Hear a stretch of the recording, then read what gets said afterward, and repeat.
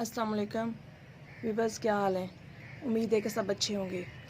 तो आज जो आपको स्क्रीन पे प्लांट नज़र आ रहा है, ये है क्रोटन का प्लांट। ये बहुत इजीली ग्रो हो जाने वाला प्लांट है।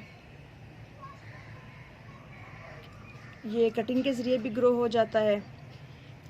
इसकी कटिंग को आप पानी में रख के भी ग्रो कर सकते हैं और डायरेक्ट लगा के भी ग्रो कर सकते हैं। कोकोपीट में लगा लें, भालू मिट्टी में लगा लें, जैसी मिट्टी में भी लगाएंगे तो ये बहुत अच्छा ग्रो करेगा। इसके अलावा अगर आप इस प्लांट को बुशी बनाना चाहते हैं तो इस प्लांट की आप पिंचिंग करते रहें, यानी कि यहाँ से जैसे न्यू ब्रांचेस आ रही हैं, लीव्स आ रहे हैं, अगर हम यहाँ से इसको कट कर देते हैं तो मज़ीद आगे से जो शाखें निकलेंगी इसकी, वो 2 या 3 निकलेंगी। इस तरह से हमारा प्लांट बुशी हो जाता है।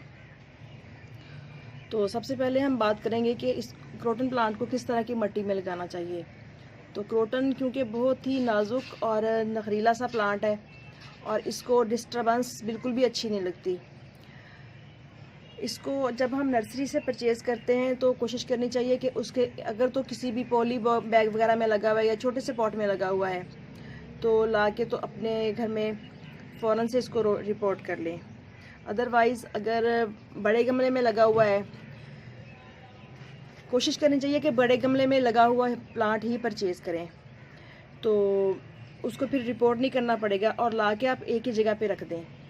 यानी कि पहले से जगह सेलेक्ट कर लें, क्योंकि इस प्लांट को जो जगह चाहिए होती है वो हल्की सनलाइट सुबह की गर्मियों के मौसम में, और उसके बाद इस पे शेड आ जाए तो इस तरह की कंडीशन में अच्छा रहता है और इसके कलर भी बहुत निखरे निखरे से नज़र आते हैं। अदरवाइज़ अगर हम इसको ज़्यादा धूप में या बिल्कुल लो लाइट में रख देंगे तो इन दोनों सूरतों में इसके जो कलर हैं वो ख़राब होना शुरू हो जाते हैं और प्लांट इतना खूबसूरत नज़र नहीं आता। तो बात कर रहे थे हम कि इसको किस तरह की मिट्टी में लगाना चाहिए। तो इसको ऐसी मिट्टी में लगाएं जिसमें बहुत ज़्यादा पानी होल्ड ना रहे, यानी कि पोरस सॉइल हो, भल वाली मिट्टी ले लें या आप थोड़ा सा कोकोपीट का मिक्सचर इसमें ऐड कर लें।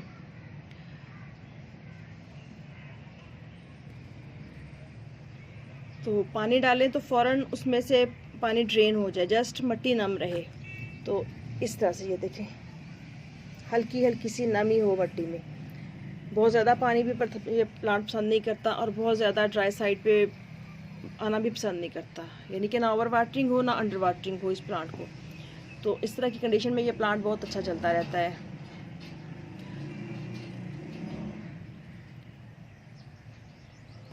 और अब चूँकि आगे आगे गर्मी का मौसम आ रहा है तो इस तरह की कंडीशन में इस प्लांट को आप जहाँ भी रखें तो कोशिश करें कि इसके पास किसी बाउल वगैरह में पानी डाल के वो रख दें या कोई बाल्टी पानी की भर के इन प्लांट्स के बीच में रख दें।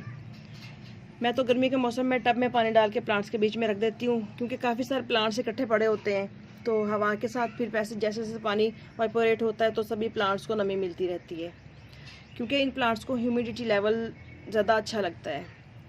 और जैसे गर्मियों में बहुत ज़्यादा खुश्क हवाएं चलती हैं और तपश बहुत ज़्यादा होती है तो इस तरह इस प्लांट का सर्वाइव करना थोड़ा मुश्किल हो जाता है। और सर्दियों के मौसम में भी जब टेम्परेचर बहुत ज़्यादा लो होता है, सर्दी बहुत ज़्यादा बढ़ जाती है, तो कोशिश करनी चाहिए कि इसको उठा के तो रूम वगैरह में रख दें कहीं पे जहाँ पे इसको सुबह की लाइट भी थोड़ी बहुत मिल सके, किसी विंडो के पास या बरामदे वगैरह में, तो ताकि इसके जो लीव्स हैं वो गिर ना पाएँ। अगर हम इस प्लांट की बार बार जगह चेंज करते हैं तो भी ये स्ट्रेस में आ जाता है और अपने लीव्स गिरा देता है। और अगर इसको गर्मी या ज़्यादा सर्दी का माहौल मिले तो भी इस प्लांट की जो सर्वाइवल रेट है वो कम हो जाता है। तो इसको इसलिए ना ऐसी नॉर्मल कंडीशन ज़्यादा पसंद है। और क्रोटन प्लांट की बहुत सी वैरायटी आती है, छोटे लीव्स वाला, बड़े लीव्स वाला,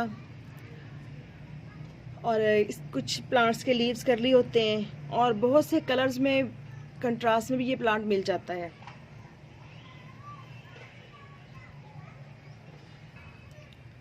क्योंकि मैं तकरीबन क्रोटन की सभी वैरायटीज़ के साथ एक्सपेरिमेंट कर चुकी हूँ तो बहुत नाजुक सा प्लांट है ये, ना बहुत ज़्यादा पानी पसंद करता है, ना बहुत ज़्यादा गर्मी, ना बहुत ज़्यादा सर्दी, ना बार बार जगह का चेंज करना।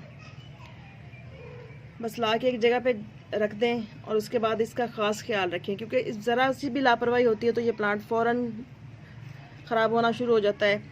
पहले इसके एक एक करके लीव्स गिरते हैं, उसके बाद ऊपर से प्लांट खुश्क होता हुआ नीचे को आ जाता है।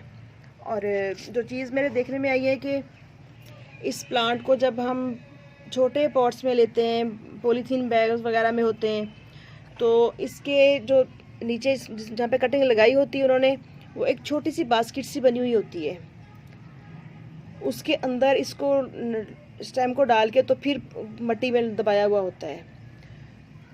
बाहर तो ग्रोथ बहुत अच्छी नज़र आ रही होती है, बट प्लांट की रूट्स अच्छी तरह से बढ़ नहीं पाती, उनको फैलने का मौका नहीं मिलता, तो प्लांट एक लिमिटेड हाइट तक जाके तो ख़राब होना शुरू हो जाता है।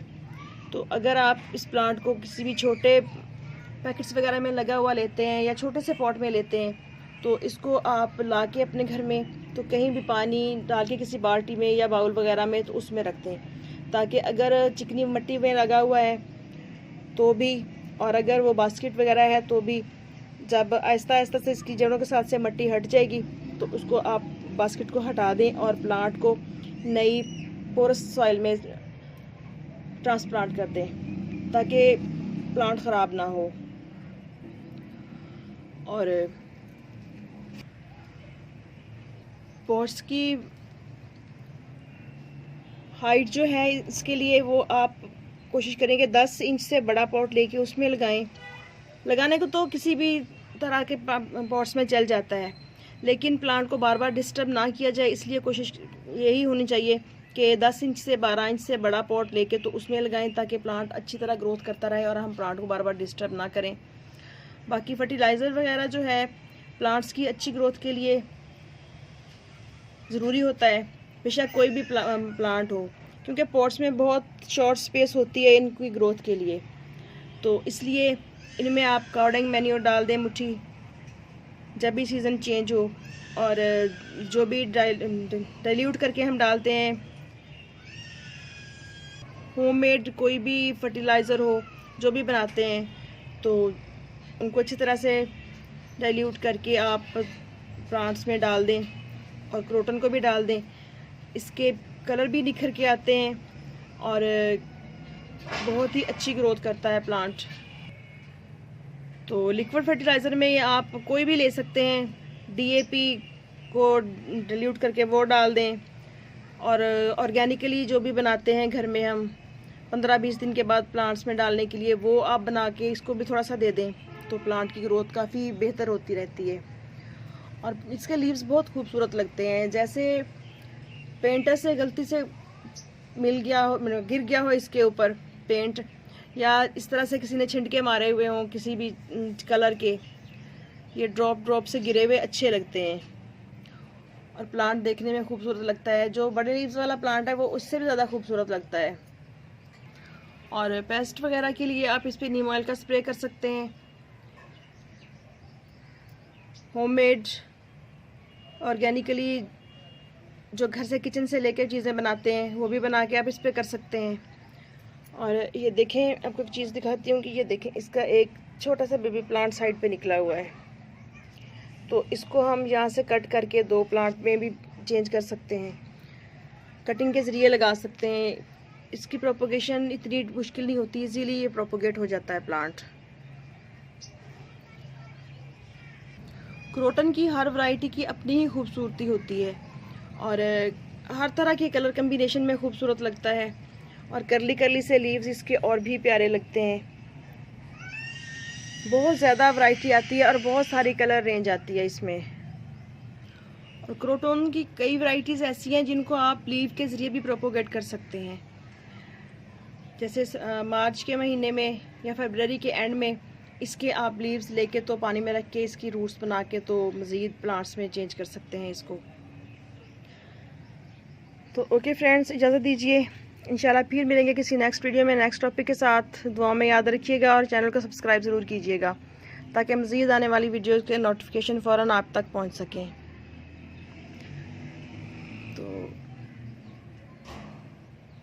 अल्लाह हाफिज़।